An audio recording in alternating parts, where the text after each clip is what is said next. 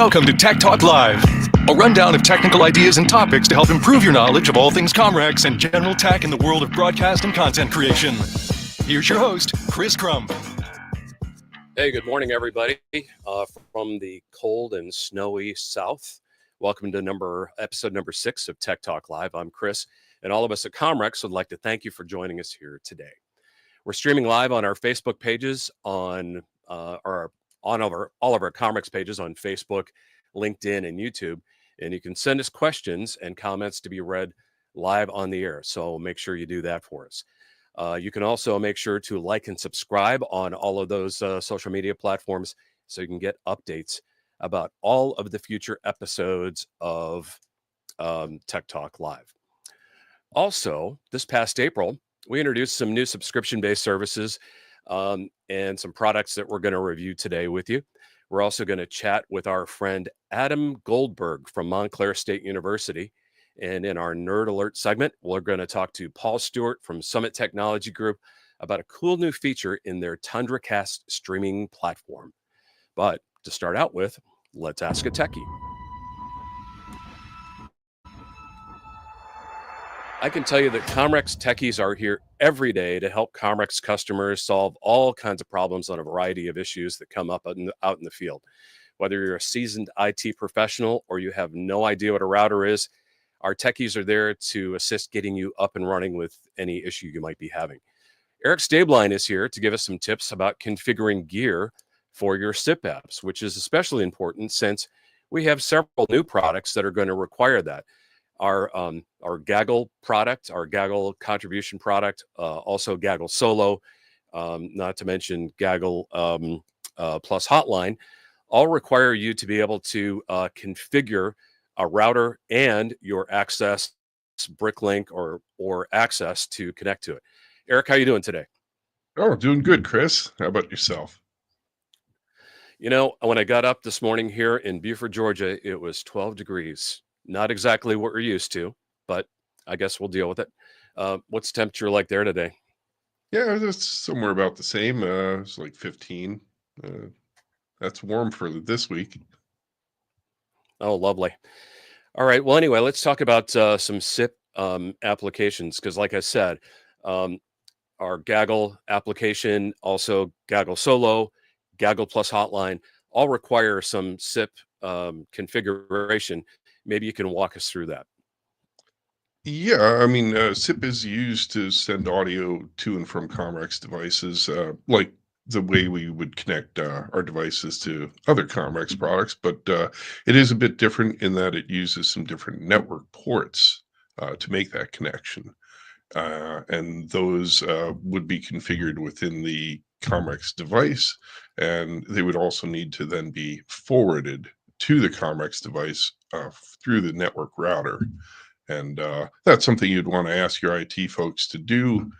Just make sure that you say you need those ports forwarded, because if you just ask for them to be opened, that may just mean that they unblock them in the firewall, but don't direct them to the codec so it can accept those SIP connections. Well, yeah, we were talking yesterday about the common SIP port that everybody knows for SIP phones and SIP apps is 5060.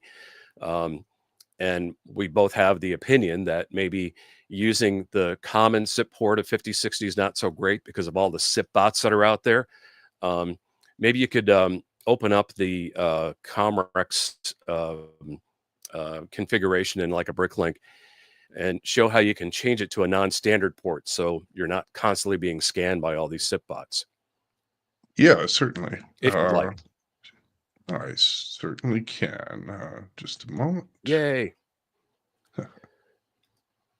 But in the meantime, there are two things that you have to do. You have to make sure that you configure your BrickLink or your ACCESS for SIP, and that's going to Eric's going to show us how you enable that in your BrickLink or ACCESS codec. And then you have to do some work on your router to do some port forwarding, perhaps. Okay, Eric, I'm going to just bring that up onto the stage. And you should see that here in just a second. There we go. Yeah, and what you're looking at is the system settings page in a BrickLink 2 codec. Note that to see the SIP settings, you need to move this slider control at the bottom to the advanced position. And the And settings so that we're we're under looking the for, alternate mode section. Yep. yep, alternate modes. And this EBU 3326/SIP is the section that contains the relevant settings. And the one we're specifically talking about is this IP port. And if you look here, you'll see the default for that is this 5060, which you'd Right. probably be familiar with if you've used SIP apps like our Field Tap app or just SIP connections in general. And the problem with that default port is everybody knows it, so that uh, devices or systems that are scanning the internet looking to connect to some SIP device, they're going to try that port by default. So it's easy enough to just change that IP port setting to basically any other number that's going to work through your network. In this case, I have 5066 instead of 5060. And you would just need to make sure that your IT folks for that port rather than the default port. And anyone needing to make a SIP connection to your codec would need to make sure they're pointing their device or system to that new port number rather than the default. And that'll really cut down on the number of nuisance SIP connections you see coming in from the internet. I mean, dramatically, because most of them are just looking for the low-hanging fruit at the default port, and they won't look for SIP connections at any other port numbers. So, Eric, what is your number one tip for someone that calls in and they say, I know where my router is, but I don't know how to port forward? Well, Because they don't have an IT professional. yeah, there's definitely some resources on the internet. If you can identify the router that you're working with, just the model number, and then do an internet search for that router's model number in the phrase port forwarding. There's an entire site called portforward.com that can also provide information on how to set up that port forwarding in your router if you don't have a dedicated IT folks to be able to do that. And of course, they can always contact our techies at techies@comrex.com. And our 800 number is always available for those in the continental North America, 800-237-1776. All right, that's great information, Eric. Something to be prepared for as you start to use Gagl Solo, Gagl Plus Hotline, and Gagl. There you go. Eric, thanks for joining us today. Appreciate all your information. And we'll be back right after this. Would you rather have your callers sound like this on the air? Or do you want your callers to sound like this on the air? Would you rather the people who are calling in sound like this awful garbage? Or would you rather them sound high quality, like you're almost just directly on video? It can be done.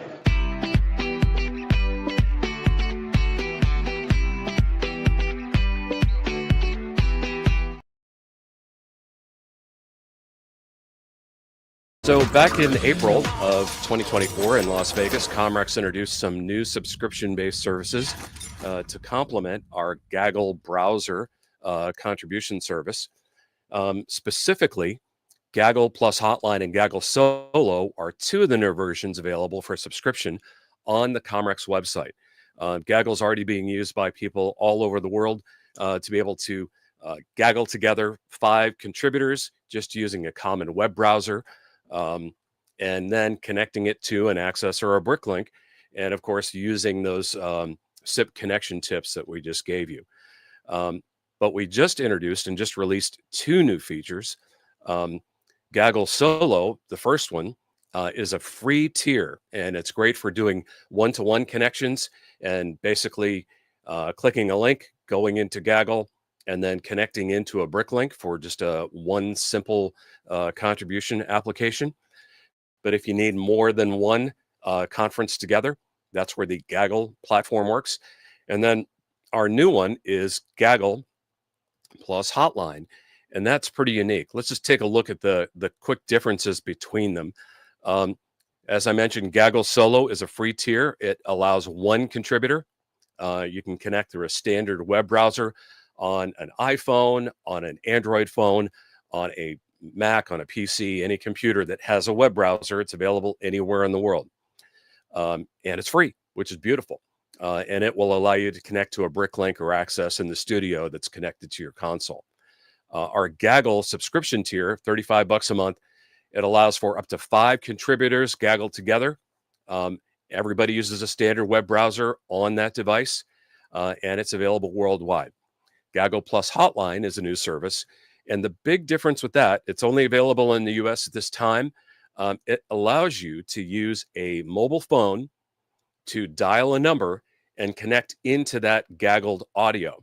And we'll give you a quick idea of what that looks like. I'm going to give you, I'm going to just do this, and I got to push buttons and stuff like that. I'm actually going to show you what a Gagl looks like. I'm going to share my screen here. And if the internet cooperates, I'm going to share, and here we go. Okay, so when I start a Gagl, I can invite people from this screen just by clicking on that, and I can type in their email address and send it to them. You'll also notice that I have a dial-in phone number that I can use as well, that I can send to a guest that they can use to call in, or I can just start the Gagl. And I'm going to do that right now. This is my moderator page, so I'm logging in as a moderator. From here, I can invite people into the Gagl. And in just a moment, I'll see my little invite button pop up. And let's say I wanted to make a call from here. I want to call out to a guest. I have the ability to do that from here just by hitting call participant. And then I can dial their number from this keypad and get them on the phone. Or if I've given them the number, they can call in to me. And let me just show you something here real quick. I'm going to close that. I have my Android phone right here, and I have saved the Gagl number in my phone, and it's right here. So I'm actually just going to make a call into Gagl. And I'm going to mute my mic so we don't get all kinds of weird feedback here.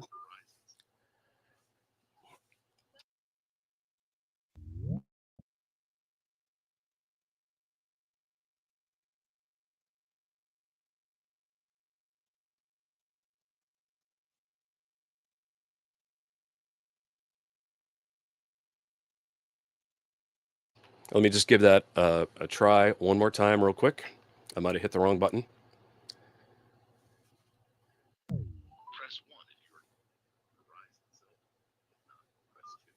Okay, I should be logging in here. And now you should be able to hear my voice.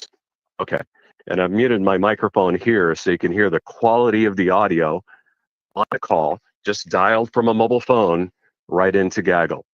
This way you can give it to a sports figure, you can give it to a politician, or someone that's a regular contributor that doesn't necessarily want to have to install an app or figure out a link.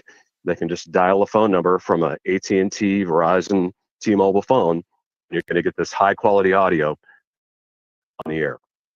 So if you have any questions about Gagl, you can give us a call at 800-37-1776, or you can go to our website and learn all about it. Okay, I'm just going to hang up. I'm going to leave this call and leave the Gagl. Okay. Now my mic is back on. There we go. Hey, there I am. Okay, so you'll notice the link is available there. Oh, let me turn off my phone because that could be really annoying. You can go to this link, the bit.ly get Gagl, and that will give you all the information you need to know about Gagl. Okay, so what are we doing now? Oh, we got to do something else because we have guests and we're going to get to guests. So let's get to that.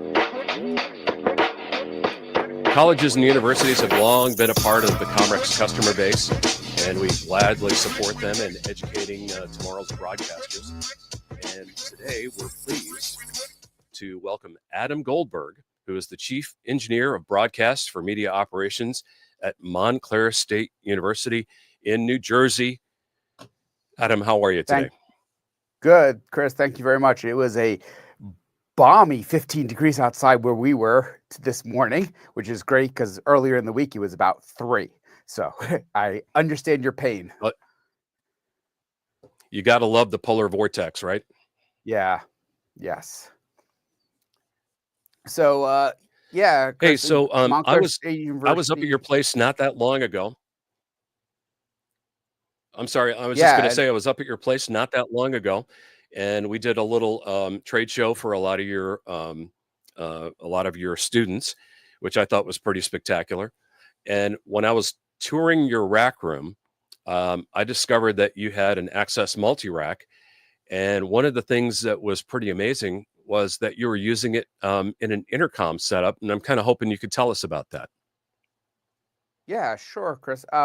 We've been actually using Comrex for many years as part of our radio station, WMSC, for guests, for hosts.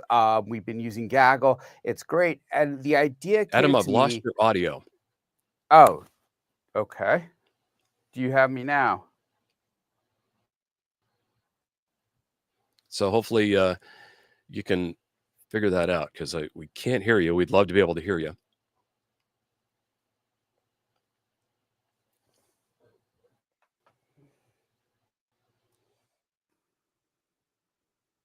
Can you hear me now, Chris?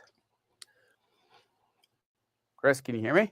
Okay. Adam has a RTS Adam router in his facility. And let's see if he's back. Chris. Oh, it's my monitoring. Chris, can you hear me? Hopefully, Well, let me sort myself out. I don't know why it just went away. Chris, can you hear me now? Okay. Fantastic. Thanks for letting us know that his audio is fine.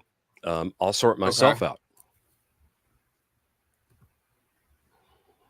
I'll keep so talking Adam, I'm here, going to Chris. pull up these slides here real quick.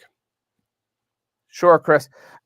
What I'm doing here is and then we can Comrex ACCESS.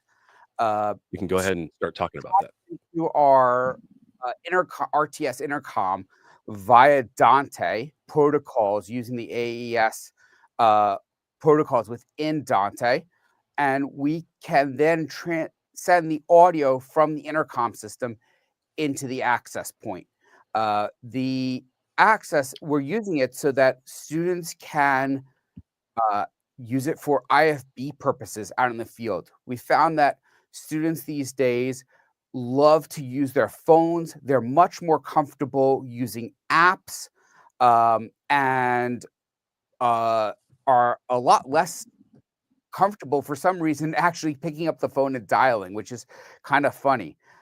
So we've mostly moved all of our field reporters over to using Field Tap for IFB purposes. It gives us the ability to also talk to them remotely so that without having the camera on and sending a video signal back through the intercom system using the Comrex ACCESS.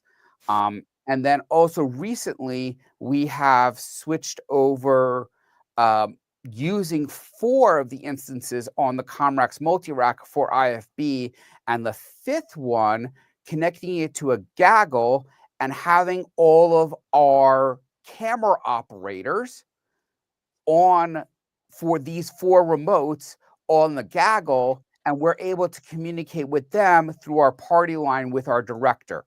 So all the camera operators in the field are getting direction from the studio, from the director, through Gagl, through the access point, all at the same time as if they were on a party line in the control room. And we're using the other 4 for IFB purposes for intercom. It's a great way to use the sorry, excuse me for that. I'm just walking. It's a great way to use the Comrex, use the SIP connections with Field Tap, and you get as we all know, you get a much better quality for that reporter out in the field to be able to hear what is going on in the studio, to hear the packages, to hear the other remotes and stuff like that over a analog POTS line. I just saw a question pop up there. Is there such thing as a preferred for ear monitor hardware for iPhones? The answer to that, and I'll because I'm not sure whether Chris can hear me or not, but I'll answer that. There are several companies out there that make conversion boxes. JK Audio is one of them. I know they make a USB-C version. I'm not sure about Lightning for older iPhones, but there is a USB-C version, and that would give you a standard 1/4-inch output jack that then you can use a standard IFB, just like one that I'm wearing here, for that field reporter using a cell phone and an app. So I hope whoever asked that question, I saw pop up on the screen there, a better solution there. And as you can see, Chris has on the screen there our setup there with our RTS Adams frame, which has a Dante card in it, and the ACCESS right above it, a few rack units up there. So I hope that gives an insight in what we're doing here and gives some people some ideas of maybe a little bit of an unconventional way of using the ACCESS system for IFB and intercom purposes.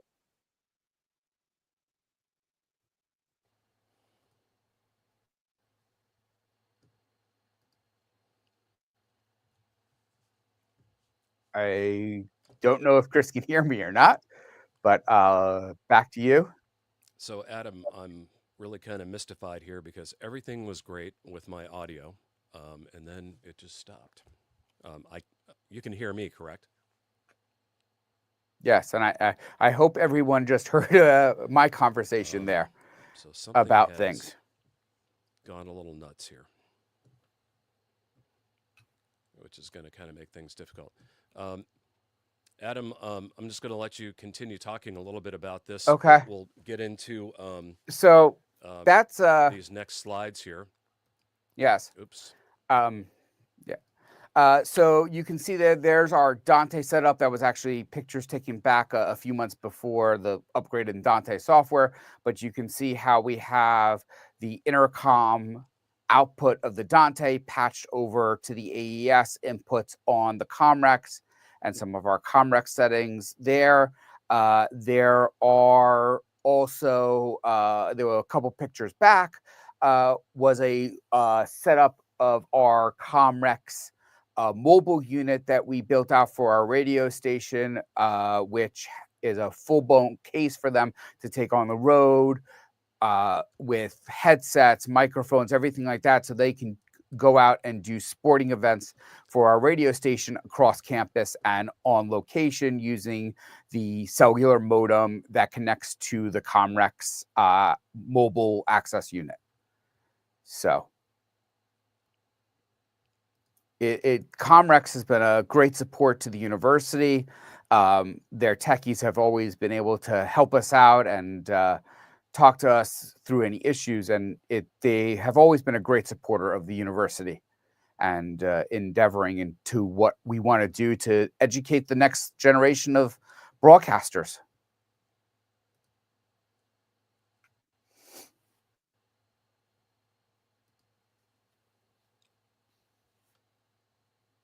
If someone could type in the chat to let Chris know that if there's any questions that anybody else that may have, or if you guys have, throw them in the text and I'll take a look and see if I can answer them.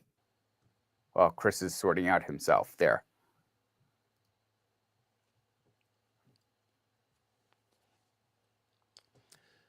Adam, I feel really bad about this because for some reason the app is not sending me audio, and I don't want to have to stop the stream and continue it again, but we'll just go ahead.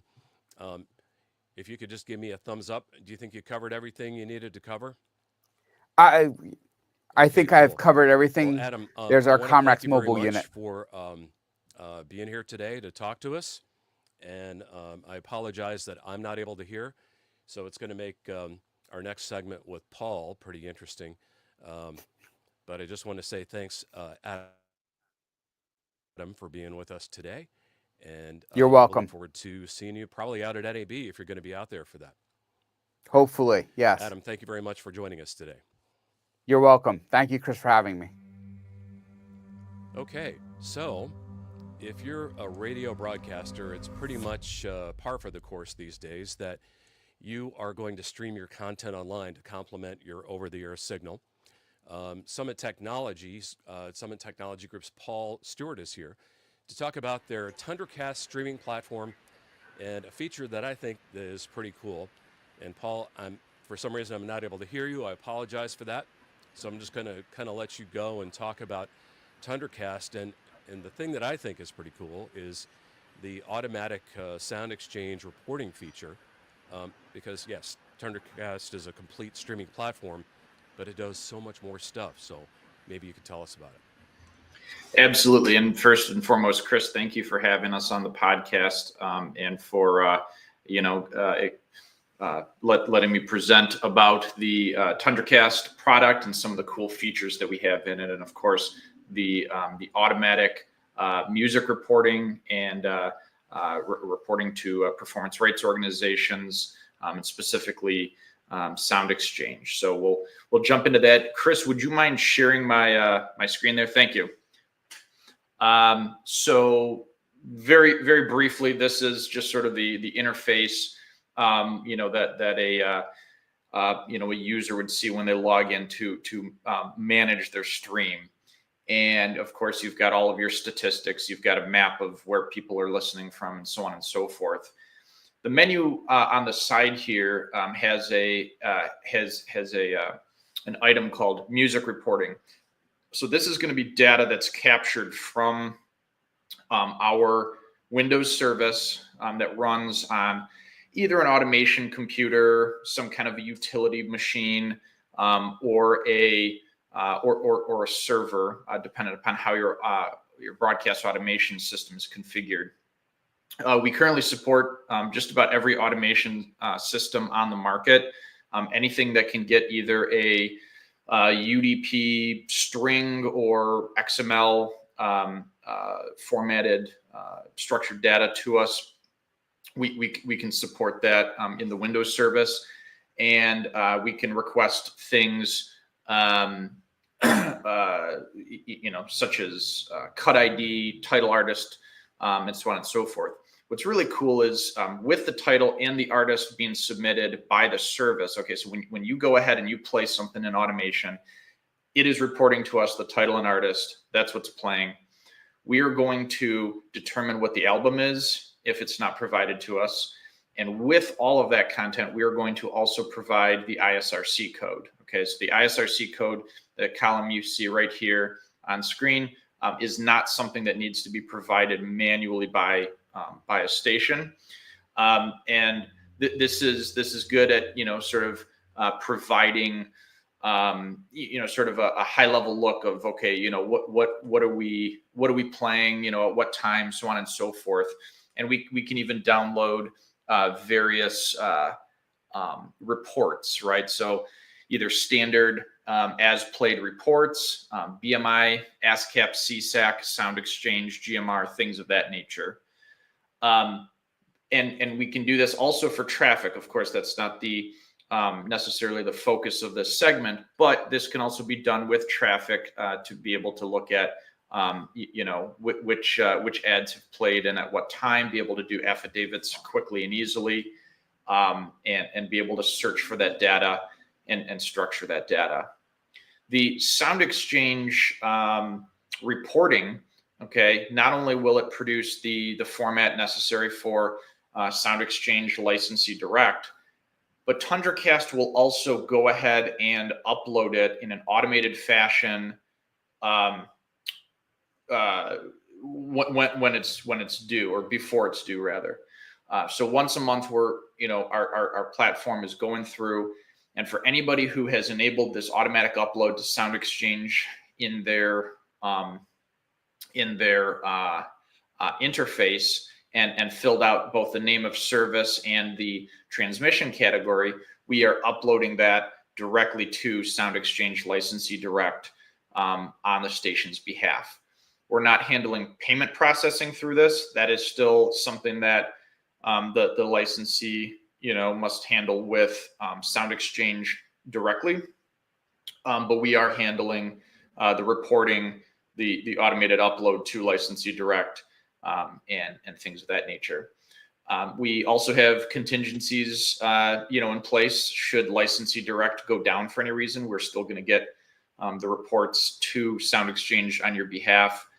That is certainly all included, in the plan as well. There's a lot of redundancy and a lot of sort of fail-safe features built into Tundracast. We know that streaming is very important. I mean, becoming increasingly important, certainly in broadcast facilities. And we have people that treat being offline on par with being off the air. Their listenership is pretty robust online, and so they kind of see those as being more or less equal. So a lot of redundancy built in, a lot of fail-safe features and things of that nature. One other thing that I want to show just very briefly, and this is another way we use the metadata, right? Metadata is sort of the focus of this segment. Certainly the music licensing reporting is a very full-featured item. But what's something else that we can do with the data, right, as things play?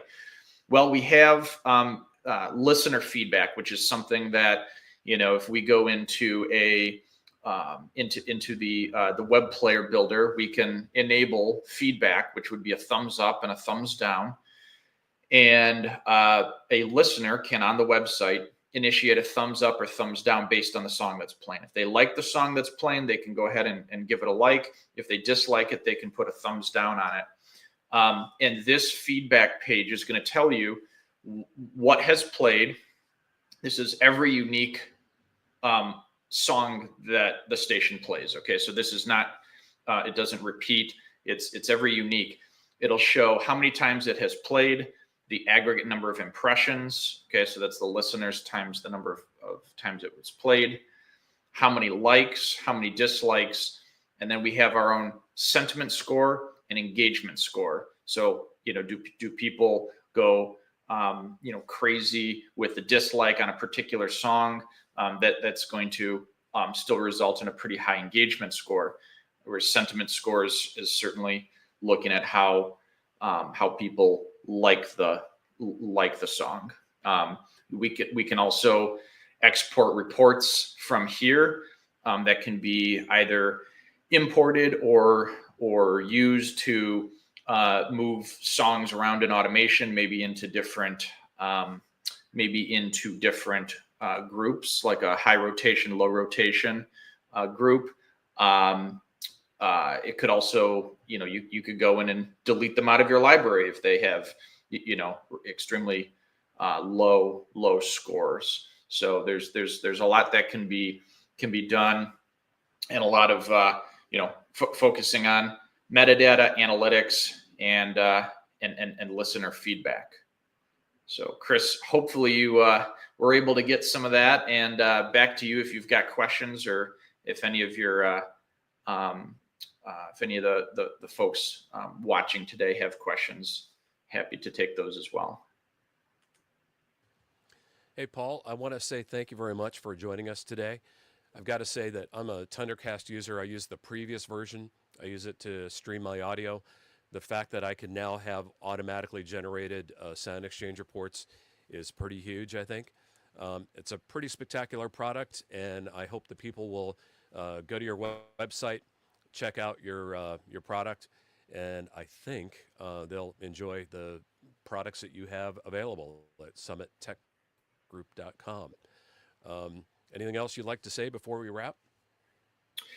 Nope. Happy to take questions from anyone. If you've got questions, feel free to email us, sales@summittechgroup.com, or call our toll-free number 844-45-radio. Happy to take those calls and talk you through the various products we have, Tundracast, and see how we can help deliver value to your station. And Chris, thank you for having me. Great. Paul, thank you very much for joining us. And before we, we'll see you probably at NAB as well, so we'll look forward to seeing you then. We will be there. Thank you. Before we break off, I do want to bring up a comment that was posted by Fantastic. He wanted to know if Adam was doing AES 7 with MultiRack, and yes, he is. He was actually using Dante. I don't know if we showed the Dante slide on there. Eric is just pointing out that Dante is the name of the yeah, right. So Eric, thank you very much for that. Wow. So thank you very much for posting all that information. Just want to let you know that our next Tech Talk Live is going to be sometime in February, probably later in the month, and we're going to do some NAB updates and info about stuff we're going to be showing this year. Make sure to register for your free NAB Exhibits Pass by using the code below. And remember to check our social media platforms for updates on Comrex product news and events. I'd like to give a very special thanks to Eric from Techies, Adam from Montclair State University, Paul from Summit Tech Group. Grace and Julia, thank you very much for working behind the scenes to make this all work for us. And I'd like to give a very special shout out to Dirk Freeman Jr. from Steelboy Productions for his technical assistance. Most of all, thank you for joining us today with your comments and joining us on Tech Talk Live. We will see you in about a month. Thanks for joining us on Tech Talk Live. If you have a topic you'd like to hear more about or a question for Ask a Techie, send it to ttl@comrex.com. And be sure to visit comrex.com for more information on Comrex products and services.